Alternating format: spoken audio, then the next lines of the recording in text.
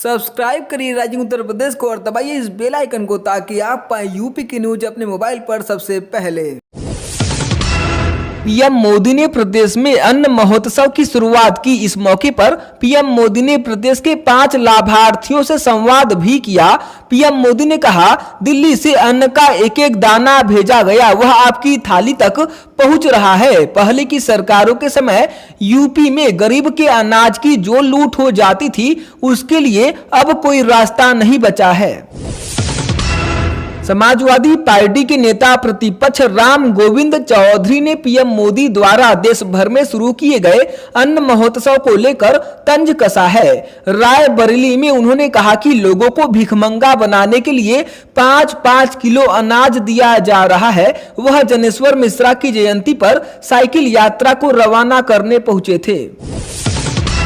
प्रदेश में विधानसभा चुनाव करीब आने के साथ ही सियासी दलों ने अपनी पूरी ताकत झोंक दी है। एक बार फिर से समाजवादी पार्टी साइकिल यात्रा के माध्यम से यूपी के सिंहासन पर काबिज होने की तैयारी कर रही है। समाजवादी पार्टी के सुप्रीमो और पूर्व मुख्यमंत्री अखिलेश यादव ने पार्टी कार्यालय से साइकिल रैली निकाली।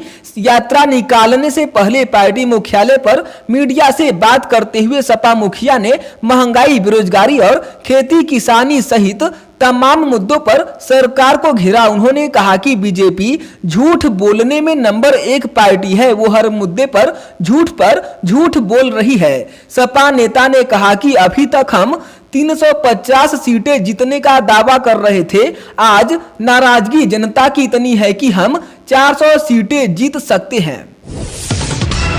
सपा अध्यक्ष अखिलेश यादव ने विधानसभा चुनाव में 400 सीटें जीतने का दावा किया तो भाजपा ने इसे कोरा स्वप्न बताकर तीखे बयान शुरू कर दिए। भाजपा के प्रदेश अध्यक्ष स्वतंत्र देव सिंह ने कहा कि सपा के राष्ट्रीय अध्यक्ष अखिलेश यादव कुर्सी का कोरा स्वप्न देख रहे हैं। वहीं एमएसएमई मंत्री व सरकार के प्रवक्ता सिद्धार्थ नाथ सिंह ने कहा कि 400 का सपना देख रहे सपा नेता के सामने चुनाव में 40 सीटें बचाने की बड़ी चुनौती है।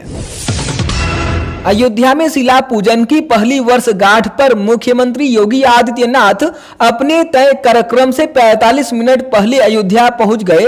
रामलला के दर्शन किए और विशेष अनुष्ठान के बाद अन्न महोत्सव को संबोधित किया। योगी ने कहा कि अयोध्या में 3116 करोड़ की योजनाओं पर काम चल रहा है। 8000 करोड़ की योजनाओं की डिटेल्स प्रोजेक्ट रिपोर्ट यानी डीपीआर तैयार की जा रही है। अयोध्या विश्व स्तर पर विकसित हो रही है। लखनऊ में कैब ड्राइवर को बीच सड़क पीटने के मामले में कैब ड्राइवर से कार छोड़ने की एवज में घूसखोरी की बात साबित होने के बाद पुलिस कमिश्नर डीके ठाकुर ने कृष्णानगर कोतवाली के इंस्पेक्टर और 2 दरोगा को सस्पेंड कर दिया। दरअसल इस मामले में कृष्णानगर पुलिस पर बेकसूर कैब ड्राइवर और उसके 2 भाइयों को रात भर हवालात में रखने के बाद दूसरे दिन उनकी गाड़ी छोड़ने के एवज में 10,000 रुपए रिश्वत लेने का आरोप लगा था। गांव में रहने वालों को आय जाति निवास प्रमाण पत्र बनवाने के लिए अब दूर नहीं जाना होगा, बल्कि उन्हें अपनी ग्राम पंचायत में स्थापित जन सेवा केंद्र तक पहुंचना होगा। वहां आवेदन के बाद आसानी से उनके प्रमाण पत्र बन जाएंगे। लोग डिजिटल पेमेंट के माध्यम से फीस जमा कर सकेंगे। साथ में सरकारी योजनाओं का लाभ भी जन सेवा केंद्रों पर तत्काल मिलेगा। इलाहाबाद हाई कोर्ट में वरिष्ठ आईपीएस अधिकारी मुकुल गोयल को यूपी का पुलिस महानिदेशक यानी डीजीपी नियुक्त किए जाने की वैधानिकता को लेकर जनहित याचिका दाखिल की गई है। यह जनहित याचिका अविनाश प्रकाश पाठक ने दाखिल की है। उनका आरोप है कि वर्तमान पुलिस महानिदेशक मुकुल गोयल पर वर्ष 2005 में यूपी पुलिस भर्ती में व्यापक पैमाने पर भ्रष्टाचार का मामला चला था। आजमगढ़ जिला कारागार में निरुद्ध अवैध शराब कारोबारी की अचानक तबीयत बिगड़ गई। जेल से जिला अस्पताल ले जाते समय उसकी मौत हो गई। उसे सोमवार को ही गिरफ्तार किया गया था। एसटीएफ ने यूपीडा, शकुंतला मिश्रा विश्वविद्यालय और राज्य आयुष सोसाइटी के खातों से चेक क्लोनिंग कर लाखों रुपए उड़ाने वाले गिरोह के सदस्य को गिरफ्तार किया है।